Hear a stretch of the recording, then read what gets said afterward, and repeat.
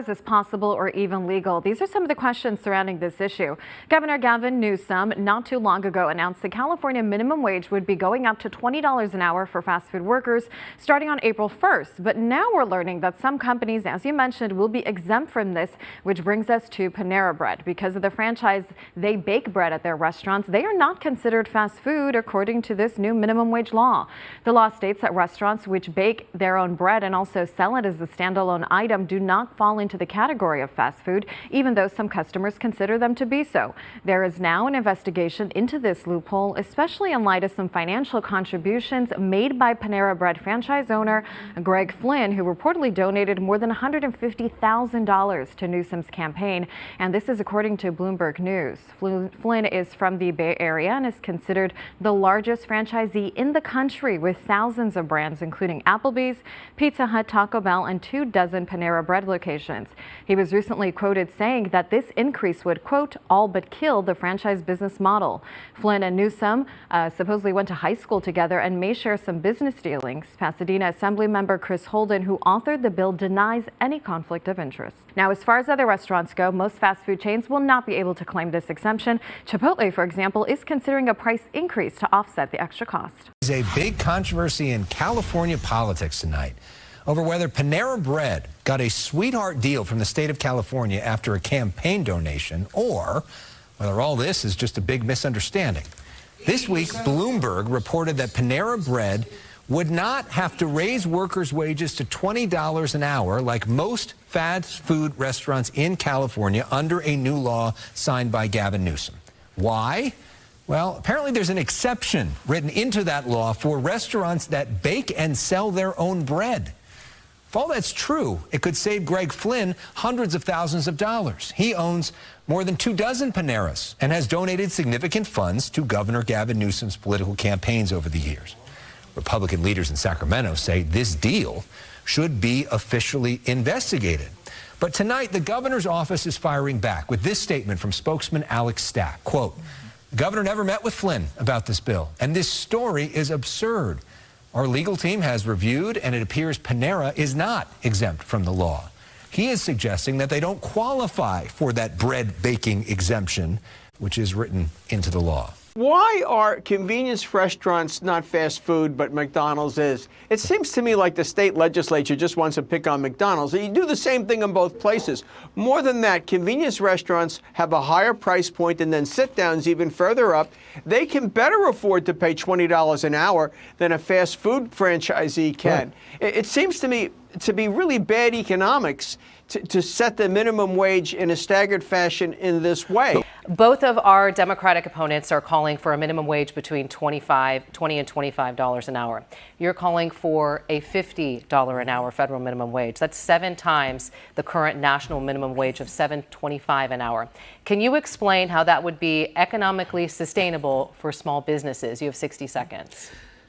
First, let me say I owned and ran a small business for 11 years.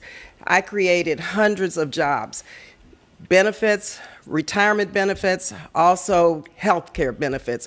I know what worker productivity means, and that means that you have to make sure that your employees are taken care of and have a living wage.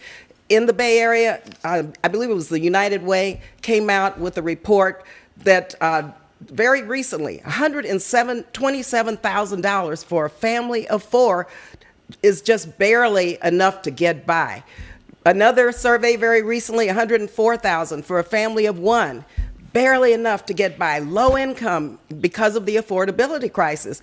And so just do the math. Just do the math. Of course, we have national minimum wages that we need to raise to a living wage. You're talking about $20, $25, fine. But I have got to be focused on what California needs and what the affordability factor is when we calculate this wage. Good luck with that. California Governor Newsom pledging to fast-track more than half a dozen projects to remove or bypass dams that have blocked salmon from returning to the state's chilly mountain streams. Now, while some might say this is a step in the right direction for the environment, salmon advocates say it's all smoke and mirrors. When salmon and steelhead come up into the river to spawn, a portion of those fish stay in the river and spawn naturally, and a portion are drawn into the hatchery. literally saving the salmon by hand. Workers get knee-deep into the man-made raceway waters, picking out salmon for spawning and tagging them to watch their progress. Have chillers, so we can manage the temperature in the hatchery to just the right temperature that the eggs like for incubation. And we have sediment filters and ultraviolet filters, all that help keep sediment and bacteria and diseases off of the eggs to increase survival. Cold water and gravel are a few of the key things for salmon survival. Michelle Workman with the EBMUD says in the past 10 years, the average number of salmon at the hatchery has gone up to 11,000 fish per year. And this year, a record-breaking salmon run with over 28,000 fish coming back to McCullummy River. So what happens below a dam, the river can become channelized because the dam is blocking the gravel, the water keeps moving the existing gravel, and then you end up with depleted habitat. The reality is salmon are on the brink of extinction. Governor Gavin Newsom is proposing a plan to remove dams that prevent salmon from returning to streams to lay eggs. The Golden State Salmon Association says the proposal has its flaws. If we create all of these good things, but we don't have the cold water flows that go into these projects, we can have all the habitat we want. We can do all of these great things. But as we all know, fish need water. I'm in front of the Copco Lake Community Center, where the County of Siskiyou is holding a special meeting today for its Board of Supervisors discussing the Klamath River Renewal Corporation's project. KRRC says there's two main benefits of removing the dams: to improve water quality for fish and to open up about 400 miles of historic habitats. This is the largest dam removal in the history of the nation, and some people have not been happy with how it's been turning out. This is not what we were sold. This is horrible what's happening. The most devastating thing I have ever seen in my life. Many concerns were brought up during the meeting, such as the mud, water quality, housing, wildlife safety, recreation, and more. One of the largest concerns raised was if dangerous materials are present in the remaining water. Some folks presented reports saying metals like chromium, barium, lead, and more were found at high levels in the Klamath River.